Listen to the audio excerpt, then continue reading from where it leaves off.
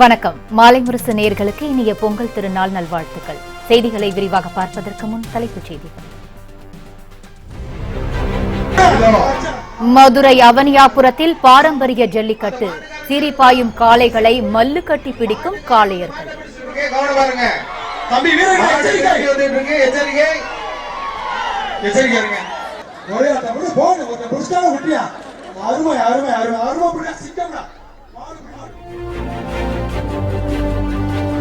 தமிழகம் முழுவதும் களை கட்டியது பொங்கல் பண்டிகை. சாதி மத பேதமின்றி புதுப்பானையில் பொங்கலிட்டு வழிபடும் தமிழர்கள்.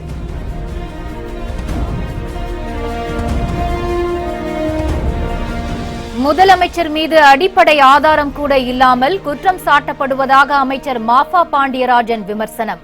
அரசியல் ஆதாயம் தேடும் நபர்களுக்கு தகுந்த பதிலடி கொடுப்போம் எனவும் சவால்.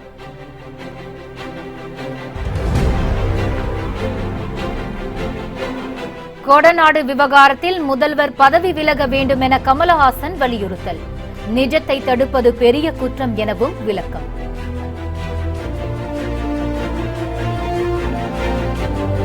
மகர சங்கராந்தி தினம் உத்தரப்பிரதேசத்தில் இன்று கொண்டாட்டம். லட்சக்கணக்கான பக்தர்களும் சாதுக்களும் திரிவேணி சங்கமத்தில் புனித நீராடி பரவசம்.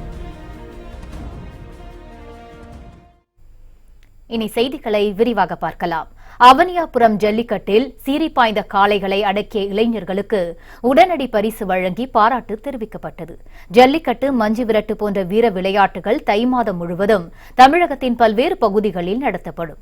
தமிழர்களின் பண்பாட்டை வெளிப்படுத்தும் விதமாக தமிழரின் வீரத்தை உலகிற்கே வெளிச்சம் போட்டு காட்டுவதுதான் இந்த ஜல்லிக்கட்டு. தை முதல் நாளாம் பொங்கல் திருநாளன்று நடைபெற்று வரும் இந்த அவனியாபுரம் ஜல்லிக்கட்டு விழாவை மதுரை மாவட்ட ஆட்சியர் நடராஜன் கொடியசைத்து துவக்கி வைத்தார். காலை 8 மணிக்கு தொடங்கிய இந்த ஜல்லிக்கட்டில் 641 காளைகளை அடக்குவதற்கு 500 மாடுபிடி வீரர்கள் முன்பதிவு செய்துள்ளனர். துள்ளி வரும் காளைகளை அடக்கும் விதத்தில் மாடுபிடி வீரர்கள் ஆர்வமுடன் ஈடுபட்டு வருகின்றனர். இந்நிகழ்ச்சியில் அசம்பாவிதங்கள் ஏற்படாதவாறு பார்த்துக் கொள்ள ஏராளமான போலீசார் குவிக்கப்பட்டுள்ளனர். தீயணைப்பு வீரர்களும் தயார் நிலையில் உள்ளனர்.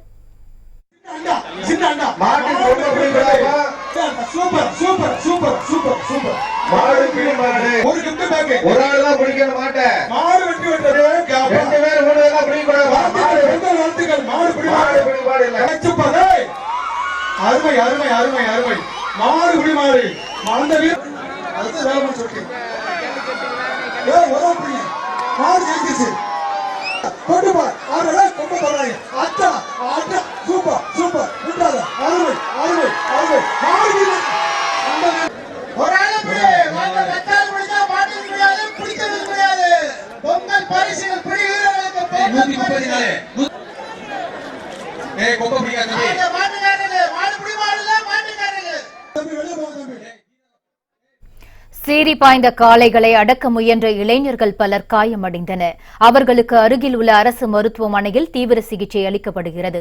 பாரம்பரிய விளையாட்டில் வெற்றி பெறும் வீரர்களுக்கு உடனுக்குடன் பரிசு வழங்கி பாராட்டு தெரிவிக்கப்பட்டு வருகிறது.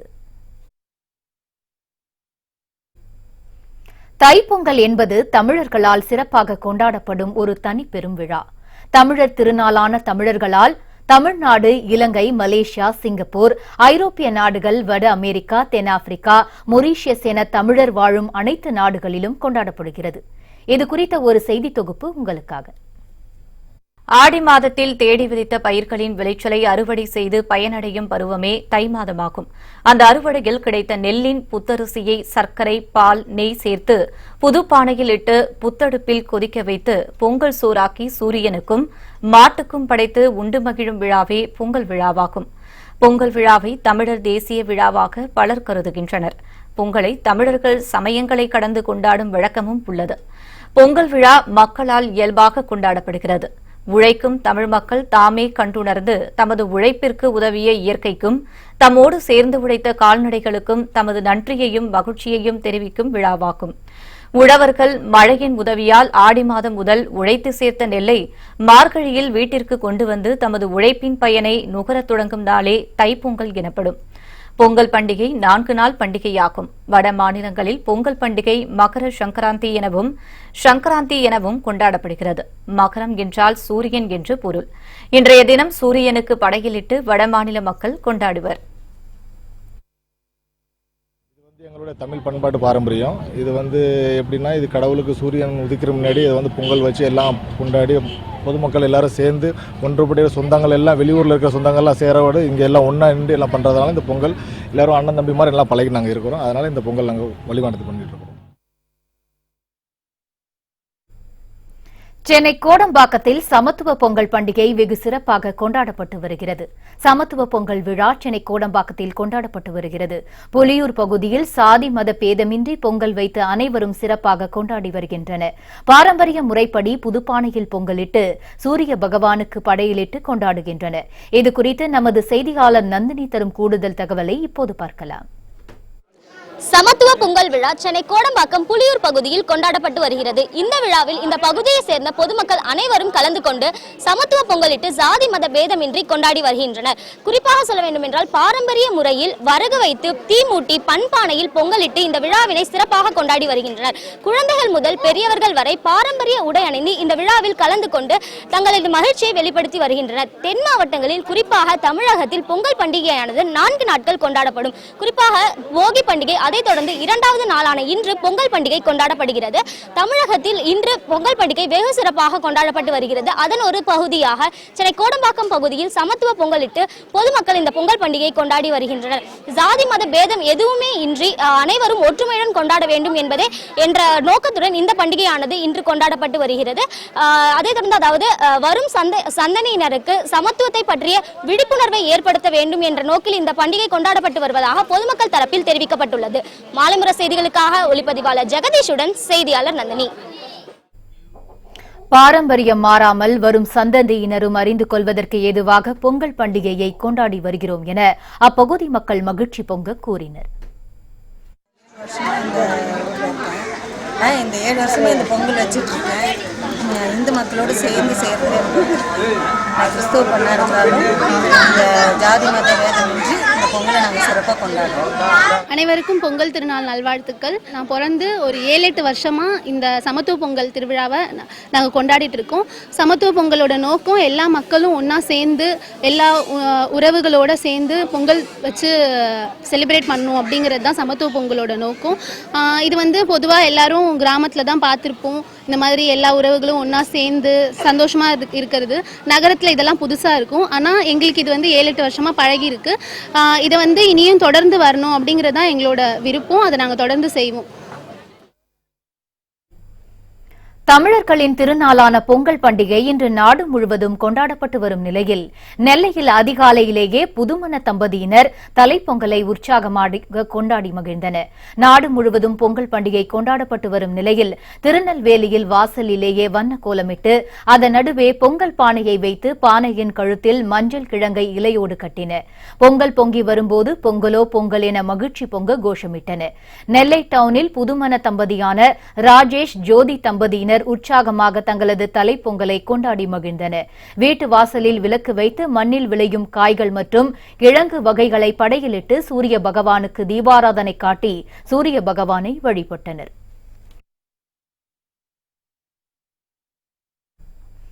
தமிழர் திருநாளான பொங்கல் பண்டிகையை முன்னிட்டு தூத்துக்குடி கிறிஸ்தவர்கள் 35 பானைகளில் பொங்கலிட்டு கொண்டாடினர். உலகெங்கும் உள்ள தமிழர்கள், விவசாயிகள் உட்பட அனைவரும் மகிழ்ச்சியுடன் வாழ வேண்டி தூத்துக்குடி கிறிஸ்தவ தேவாலயத்தில் பொங்கலிட்டு சிறப்பு வழிபாடு நடைபெற்றது. சகோதரத்துவத்தை வலியுறுத்தும் வகையில் குரூஸ்புரம் புனித சூசையப்பர் ஆலயத்தில் நடைபெற்ற இவ்விழாவில் பங்கு தந்தை உபடஸ் பறையடித்து விழாவை தொடங்கி வைத்தார். கிறிஸ்தவ மக்கள் 35 பானைகளில் பொங்கலிட்டு பொங்கல் விழாவை கொண்டாடினர். கிறிஸ்தவர்கள் அனைவரும் பொங்கலோ பொங்கல் என கூறிய பின்னர் சிறப்பு திருப்பலி நடைபெற்றது. இதைத் தொடர்ந்து நடைபெற்ற கலை நிகழ்ச்சிகளில் கரகாட்டம், ஒயிலாட்டம், கும்மியாட்டம் மற்றும் கோலாட்டம் என பல்வேறு நிகழ்ச்சிகள் நடைபெற்றன. இந்நிகழ்ச்சியில் கத்தோலிக்க கிறிஸ்தவர்கள் ஏராளமானோர் கலந்து கொண்டனர்.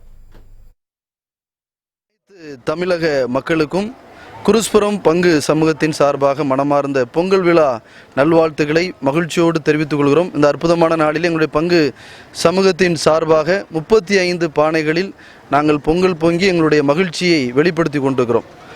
பொங்கல் திருநாளிலே எங்களுடைய மகிழ்ச்சியோடு மட்டுமல்ல, முக்கியமான கதாநாயகர்களான விவசாயிகளை இன்றைக்கு நாங்கள் நினைவு கூறுகிறோம். அவருடைய வாழ்வு செழிக்கட்டும், அவர்கள் மகிழ்ச்சியாக இருக்கட்டும். அவருடைய பிரச்சனைகள் எல்லாம் தீர்ந்து போக வேண்டும். அவர்கள் என்னாலும் இந்த பொங்கலை போன்று பொங்கி மகிழ்ச்சியோடு இருக்க வேண்டும் என்பதை வாழ்த்துகிறோம். அவர்களுக்காக ஜெபிக்கிறோம். பொங்கல் பண்டிகையை கொண்டாடும் அனைத்து நல் உள்ளங்களுக்கும் தனது இதயம் கனிந்த வாழ்த்துக்களை முதலமைச்சர் எடப்பாடி பழனிசாமி கூறியுள்ளார். வணக்கம். மாண்புமிகு இதயம் புரட்சி தலைவி அம்மாவின் ஆசிகளோடு இன்னல்கள் நீங்கி தமிழர்கள் இல்லங்களில் மகிழ்ச்சி பெருகட்டும். தாய்மார்களின் முகங்களில் புன்னகை ஒளிரட்டும். விவசாயிகள் வாழ்வில் மகிழ்ச்சி பெருகட்டும். ஒட்டுமொத்த தமிழர்களும் வரலாறு படைக்க இந்த தமிழ் திருநாளாம் பொங்கல் திருநாளில் இனிய பொங்கல் நல்வாழ்த்துக்களை தெரிவித்துக் கொள்கின்றேன். நன்றி. பொங்கல் பண்டிகையை முன்னிட்டு தனது இல்லத்திற்கு வந்த ரசிகர்கள் அனைவருக்கும் நடிகர் ரஜினிகாந்த் வாழ்த்து கூறினார். பின்னர் செய்தியாளர்களை சந்தித்து பேசிய அவர், இந்த ஆண்டு நல்ல ஆரோக்கியத்தையும் செல்வத்தையும் மக்களுக்கு கிடைக்க வேண்டும் என இறைவனை வேண்டிக் கொள்வதாக கூறினார்.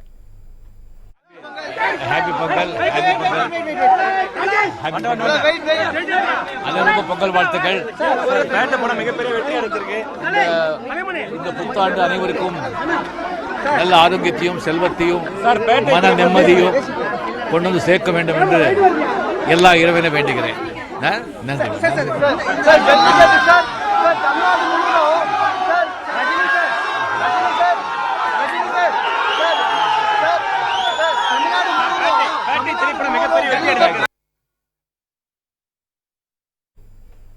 முதலமைச்சர் எடப்பாடி பழனிசாமி மீது குற்றம் சாட்டப்பட்டுள்ள அரசியல் பின்புலத்திற்கு நிச்சயம் பதிலடி கொடுப்போம் என அமைச்சர் மாஃபா பாண்டியராஜன் சவால் விடுத்துள்ளார்.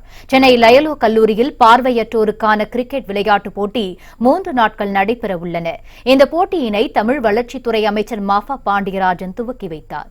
பின்னர் செய்தியாளர்களை சந்தித்து பேசிய அவர், முதலமைச்சர் மீது அடிப்படை ஆதாரம் கூட இல்லாமல் அரசியல் ஆதாயம் தேடும் நபர்களுக்கு பதிலடி கொடுப்போம் என சவால் விடுத்தார். அடிப்படை ஆதாரமே இல்லாத குற்றச்சாட்டை திருப்பி வைத்துக் கொண்டு இருக்கக்கூடிய குற்றவாளிகள் இப்ப அரெஸ்ட் பண்ணப்பட்டிருக்கிறார்கள். அவர்கள் மேல இப்ப என்கொயரி நடந்துட்டு இருக்கு. டார்கெட்டட் அட்டாக்கா தான் நாங்க பார்க்கணும். இதுக்கு வெகு விரைவில் முடிவு வரும் என்று நான் நினைக்கிறேன். ஏன்னா இவங்களை தூண்டிவிட்டது யார், எந்த நிலையில இவங்க இந்த மாதிரி ஒரு ஆதாரமற்ற குற்றச்சாட்டுகளை ஒரு பெரிய அரசியல் தலைவர் மேல எடுத்து வைக்கிறார்கள் என்பதற்கு நம்ம போலீஸ் துறை ஆய்ந்து நடவடிக்கை எடுத்து வருகிறது. அந்த 2 முக்கிய நபர்களும் கைது செய்யப்பட்டிருக்கிறார்கள். அவர்கள் இப்ப விசாரணைக்கு உட்படுத்தப்பட்டு வருகிறார்கள். கண்டிப்பாக இதன் பின்னால் அரசியல் ஆதாயம் அடைய நினைத்தவர்கள் முகத்திரை வெகு விரைவில் கிழிக்கப்படும். கொடநாடு விவகாரத்தில் முதலமைச்சர் எடப்பாடி பழனிசாமி பதவி விலக வேண்டும் என்பதே தனது நிலைப்பாடு என மக்கள் நீதி மய்யம் தலைவர் கமலஹாசன் தெரிவித்துள்ளார். கோவை விமான நிலையத்தில் செய்தியாளர்களை சந்தித்து பேசிய அவர், பொங்கல் திருநாளை கிராமப்புற சூழலில் மக்களுடன் கொண்டாட உள்ளதாகவும் கூறினார். பொங்கல் திருநாளை இங்கே கிராமப்புற சூழலில் கொண்டாடுவதற்கு மக்களுடன் மக்களாக நின்று கொண்டாடுவதற்கு இல்லை, என்னுடைய நிலைப்பாடு கிட்டத்தட்ட 2.5 வருஷமா சொல்லிட்டு இருக்கேங்க. மேலேயே கூட இருக்கும். அந்த நிலைப்பாட்டிலிருந்து நான் மாறவில்லை. இது ஒரு மர்ம கதையின் அடுத்த அத்தியாயம், அவ்வளவுதான். உத்தரப்பிரதேச கும்பமேளா திருவிழாவை ஒட்டி மகர சங்கராந்தி தினமான இன்று லட்சக்கணக்கான பக்தர்களும் சாதுக்களும் திரிவேணி சங்கமத்தில் புனித நீராடி பரவசமடைந்து வருகின்றனர். உத்தரப்பிரதேச மாநிலத்தில் உள்ள பிரயாக்ராஜ் நகரில் 12 ஆண்டுகளுக்கு ஒருமுறை கும்பமேளா திருவிழா நடைபெறும். இந்த கும்பமேளாவில் பங்கேற்பதற்காக நாட்டின் பல பகுதிகளில் இருந்து வந்த லட்சக்கணக்கான பக்தர்களும் சாதுக்களும் பிரயாக்ராஜ் நகரில் திரண்டுள்ளனர். வரும் மார்ச் மாதத்தில் நிறைவடையும் இந்த கும்பமேளா காலத்தில் 12 கோடிக்கும் அதிகமான பக்தர்கள் வருகை தருவார்கள் என எதிர்பார்க்கப்படுகிறது. பக்தர்களுக்கான அடிப்படை வசதிக்கான முன்னேற்பாடுகளுக்கு அம்மாநில அரசு ஏற்பாடு செய்துள்ளது. இன்று மகர சங்கராந்தி பண்டிகையை ஒட்டி கங்கை, யமுனை, சரஸ்வதி ஆகிய 3 ஜீவ நதிகள் சங்கமாகும் திரிவேணி சங்கமம் பகுதியில் புனித நீராடி பக்தி பரவசம் அடைந்தனர். கும்பமேளாவுக்காக திரளும் பக்தர்களுக்காக 250 கிலோமீட்டர் நீளம் கொண்ட சாலைகளுடனும் பல்வேறு உள்கட்டமைப்பு வசதிகளுடனும் கங்கை ஆற்றங்கரையில் கும்ப நகரி என்ற தற்காலிக நகரம் உருவாக்கப்பட்டது. 32,000 ஹெக்டேர் நிலப்பரப்பில் உருவாக்கப்பட்ட இந்த தற்காலிக நகரத்தில் மருத்துவமனைகள், வங்கிகள், காவல் நிலையங்கள், கடை தெருக்கள் போன்றவை அமைக்கப்பட்டன. பொங்கல் பண்டிகையை ஒட்டி தருமபுரியில் மல்லிகைப்பூ 1400 ரூபாய்க்கு விற்பனையானதால் விவசாயிகள் மகிழ்ச்சி அடைந்துள்ளனர். பொங்கல் பண்டிகையை ஒட்டி தருமபுரி சந்தைக்கு பூக்கள் வாங்க ஏராளமான பொதுமக்களும் வியாபாரிகளும் வந்திருந்தனர். ஆனால் பூக்கள் வரத்து குறைந்து காணப்பட்டது. இதன் காரணமாக பூக்களின் விலை கடுமையாக உயர்ந்துள்ளது. மல்லிகைப்பூ 1 கிலோ 1400 ரூபாய்க்கும் 1 கிலோ கனகாம்பரம் 1000 ரூபாய்க்கும் விற்பனையானது. தருமபுரி சுற்றுவட்டார பகுதிகளில் கடும் வறட்சி நிலவுவதால் பூக்கள் சாகுபடி செய்த நிலப்பரப்புகள் தண்ணீர் இல்லாமல் வாடி வருகிறது. மேலும் ஒரு சில நிலப்பரப்புகளில் பனிப்பொழிவு காரணமாக பூக்கள் மகசூல் பாதிக்கப்பட்டுள்ளது. பூக்கள் வரத்து குறைவால் விலை அதிகரித்துள்ளதாகவும் இதனால் சாகுபடி செய்தோருக்கு லாபகரமானதாக உள்ளதாக விவசாயிகள் தெரிவித்தனர். பொங்கல் பண்டிகையை முன்னிட்டு நெல்லையில் 1 கிலோ மல்லிகைப்பூ 3000 ரூபாய் வரை விற்பனையானதால் விவசாயிகள் மகிழ்ச்சி அடைந்துள்ளனர். தமிழகம் முழுவதும் இன்று பொங்கல் பண்டிகை உற்சாகமாக கொண்டாடப்பட்டு வருகிறது. நெல்லை மாவட்டம் சுற்றுவட்டார பகுதிகளில் உள்ள ஆலம்குளம், தென்காசி, சங்கரன் கோவில், பாவூர் சத்திரம் உள்ளிட்ட கிராமங்களில் மல்லிகை, பிச்சுப்பூ உள்ளிட்ட பூக்கள் பயிரிடப்பட்டுள்ளது. இங்கு பயிரிடப்படும் பூக்கள் நெல்லை, மதுரை, நாகர்கோவில், திருவனந்தபுரம் உள்ளிட்ட பகுதிகளுக்கு விற்பனைக்கு அனுப்பப்படுகிறது. இந்நிலையில் நெல்லை பூ மார்க்கெட்டில் பூவரத்து குறைவு மற்றும் பொங்கல் பண்டிகையை முன்னிட்டு 1 கிலோ மல்லிகைப்பூ 2000 ரூபாய் முதல் 3000 ரூபாய் வரை விற்பனையானதால் விவசாயிகள் மகிழ்ச்சியடைந்துள்ளனர்.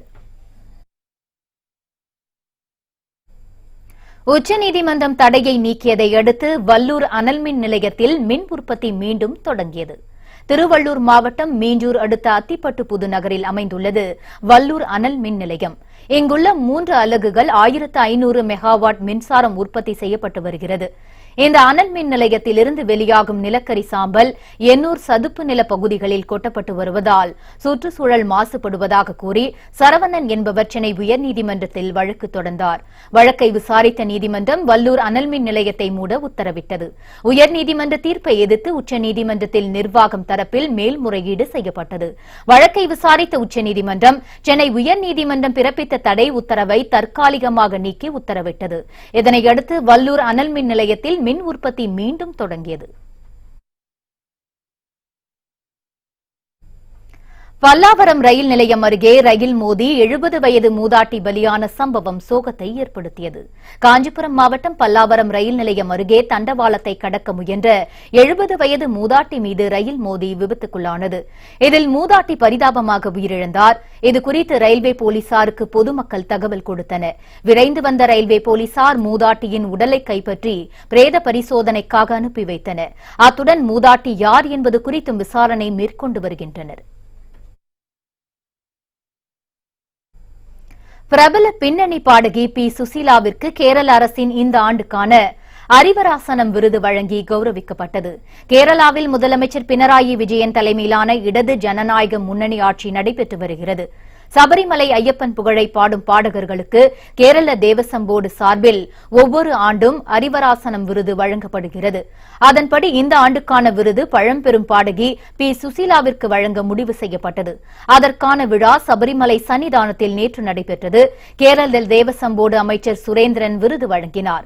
விருதுடன் 1 லட்சம் ரூபாய் பரிசும் வழங்கப்பட்டது.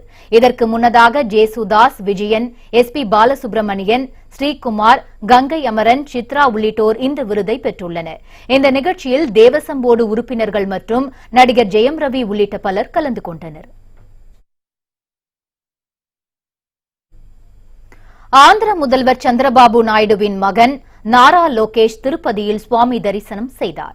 ஆந்திர முதலமைச்சர் சந்திரபாபுவின் மகனும் அமைச்சருமான நாரா லோகேஷ் திருப்பதி ஏழுமலையான் கோவிலுக்கு சென்று சுவாமி தரிசனம் செய்தார். திருப்பதி தேவஸ்தான அதிகாரிகள் அவருக்கு சிறப்பு தரிசன ஏற்பாடுகளை செய்து கொடுத்து ஆலய மரியாதையை வழங்கி கௌரவித்தனர். தொடர்ந்து நாரா லோகேஷ் கோ பூஜை செய்து ஆசீர்வாதம் பெற்றார்.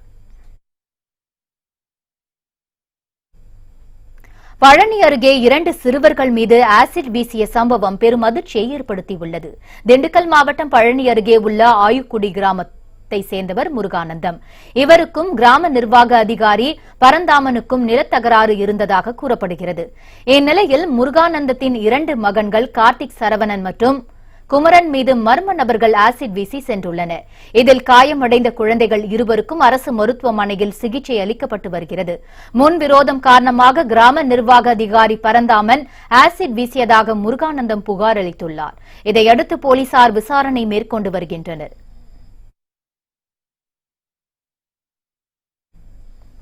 கரூரில் தனியார் குடோனில் பதுக்கி வைக்கப்பட்டிருந்த டன் கணக்கிலான குட்காவை போலீசார் பறிமுதல் செய்தனர். நாமக்கல் மாவட்டம் பரமத்தி வேலூரில் போலீசார் வாகன சோதனையில் ஈடுபட்டிருந்தனர். அப்போது அவ்வழியாக வந்த லாரியை நிறுத்தி சோதனை செய்ததில் அதில் குட்கா உள்ளிட்ட போதைப் பொருட்கள் இருப்பது தெரியவந்தது. இதனையடுத்து போலீசார் மேற்கொண்ட விசாரணையில் குட்கா மூட்டைகளை பெங்களூரிலிருந்து கரூருக்கு செல்வதாக ஓட்டுநர் பாலசுப்ரமணியன் தெரிவித்தார். இதனையடுத்து பாலசுப்ரமணியனை அழைத்துக் கொண்டு பரமத்தி வேலூர் போலீசார் கரூருக்கு சென்றனர். அங்கு ஜெயராஜ் என்பவருக்கு சொந்தமான கிடங்கில் மூட்டை மூட்டையாக குட்கா பொருட்கள் இருப்பதை கண்டறிந்தனர். தகவல் அறிந்த சம்பவ இடத்திற்கு வந்த தான்தோன்றிமலை போலீசார் அதனை கைப்பற்றி விசாரணை மேற்கொண்டு வருகின்றனர்.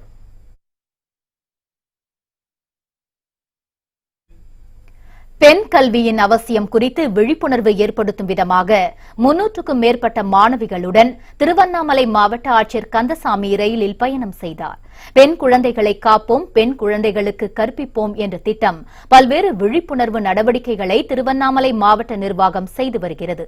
இந்நிலையில் பொங்கல் பண்டிகை மற்றும் பெண் கல்வியின் அவசியத்தை வலியுறுத்தி 300க்கும் மேற்பட்ட அரசு பள்ளி மாணவிகள் திருவண்ணாமலையிலிருந்து வேலூர் வரை ரயில் பயணம் மேற்கொண்டனர். இதில் திருவண்ணாமலை மாவட்ட ஆட்சியர் கந்தசாமி மாணவிகளுடன் பயணம் செய்தார். பெண் குழந்தைகளை காப்போம், பெண் குழந்தைகளை படிக்க வைப்போம் என்ற திட்டத்தின் கீழே இன்றைக்கு அவங்களுக்கெல்லாம் ஒரு விழிப்புணர்வை ஏற்படுத்தணும். அவங்க போகிற பாதையில் இருக்கிற மக்களுக்கும் குழந்தைகளுக்கும் பெண்களுக்கும் விழிப்புணர்வை ஏற்படுத்தணும் அப்படின்ட்டு இன்று ரயில்வே டிபார்ட்மெண்ட் மூலமாக ஒரு 3 கோச் நம்ம ஸ்பெஷலாக அட்டாச் பண்ணி ஒரு 300 குழந்தைகள் இன்றைக்கி திருவண்ணாமலையிலேருந்து வெள்ளூர் மாவட்டத்துக்கு போகிறாங்க. போகிற வழியில் ஒவ்வொரு ஸ்டேஷன்லேயும் அவங்க அந்த விழிப்புணர்வை அங்கே இருக்கிற மக்களுக்கு மூலமாக ஃப்ளாகு, ஸ்லோகன், நோட்டீசஸ் இது மாதிரி மூலமாக அவங்க விழிப்புணர்வை ஏற்றுறாங்க. வேலூர் ரயில் நிலையம் சென்ற மாணவிகள் பெண் கல்வியின் அவசியம் குறித்த பதாகைகளை ஏந்தி ஊர்வலமாக சென்றனர். பின்னர் வேலூர் கோட்டைக்கு சென்று பொதுமக்களுக்கு பெண் குழந்தைகள் பாதுகாப்பு குறித்து விழிப்புணர்வை ஏற்படுத்தினர். பெண் குழந்தைகளை காப்போம், பெண் குழந்தைகளுக்கு கற்பிப்போம், பெண் குழந்தைகள் கல்வி அவசியமாக பெற வேண்டும். நாங்கள் திருவண்ணாமலையிலேருந்து ட்ரெயினில் எங்கள் வேலூரில் இந்த விழிப்புணர்வு எல்லாத்தையும் ஏற்படுத்துகிறோம். பெண் குழந்தைகளுக்கு கல்வி கட்டாயமாக வழங்க வேண்டும். இதன் மூலியாவது நீங்கள் எல்லாருக்கும் எல்லா பெண்களையும் கல்விக்கு அனுப்பி எல்லாரையும் பெண்களை பாதுகாக்கணும்.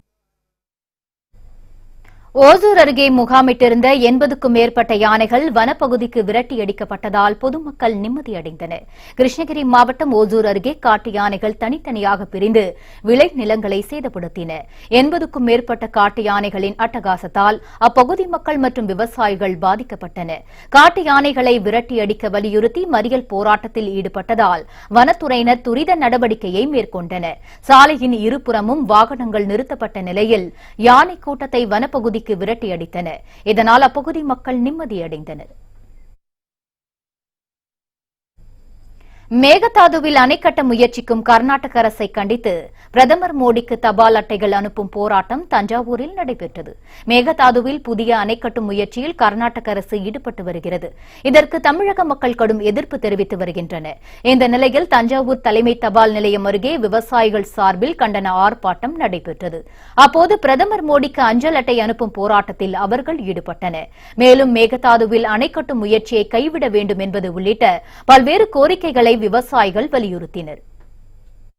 கர்நாடக அரசு மேகதாட்டுவில் தன்னிச்சையாக எந்த காவிரி ஆணை அனுமதி இல்லாமல் உச்சநீதிமன்ற அனுமதி இல்லாமல் தமிழக அரசு அனுமதி இல்லாமல் அவர்கள் 5900 கோடி ஒதுக்கி நாங்கள் மேகதாட்டுவில் அணை கட்டுவோம் என்று அதற்கான நடவடிக்கை இறங்கியிருப்பதை உடனடியாக தடுத்து நிறுத்த வேண்டும். அதற்கான அனுமதியை மத்திய அரசு வழங்கியுள்ளது, அதையும் திரும்ப பெற வேண்டும். இதை ராசிமணில் பெருந்தலைவர் காமராஜ் அவர்களால் அடிக்கல் நாட்டப்பட்ட ராசிமணல் அணையை கட்ட வேண்டும்.